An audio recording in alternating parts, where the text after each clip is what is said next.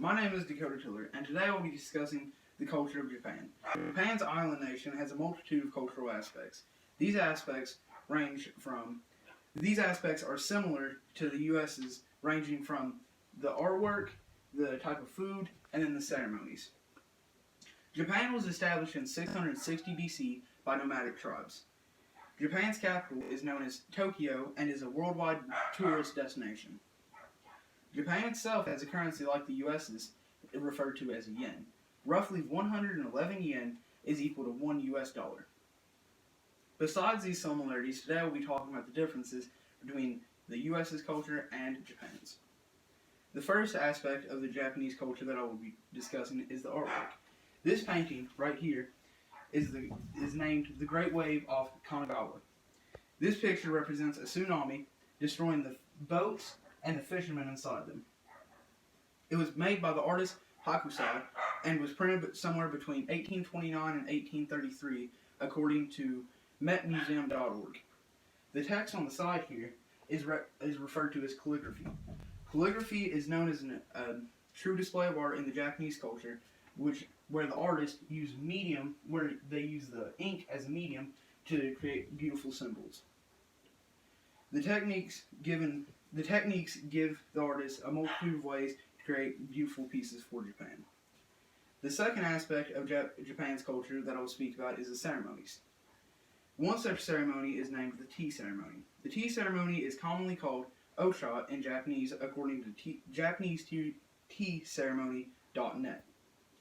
This ceremony represents not so much the process of drinking tea as much as it represents the tradition and aesthetics behind the process.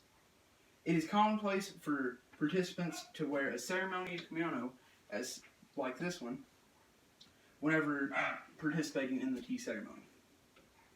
The kimonos are usually made out of silk and are worn in a multitude of ceremonies, not just limited to the tea ceremony.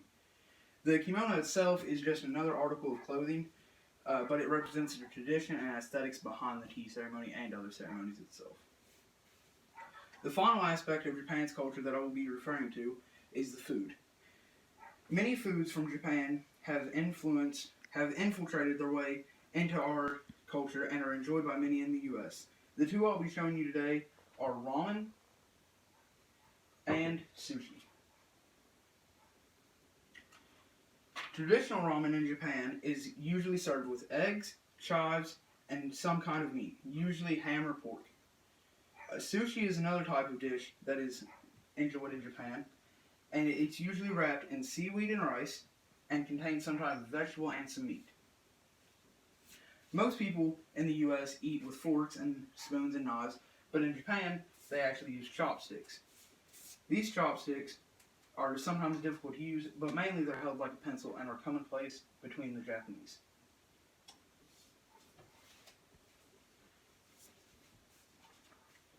Today I've been able to show you the different aspects of the wondrous culture of Japan.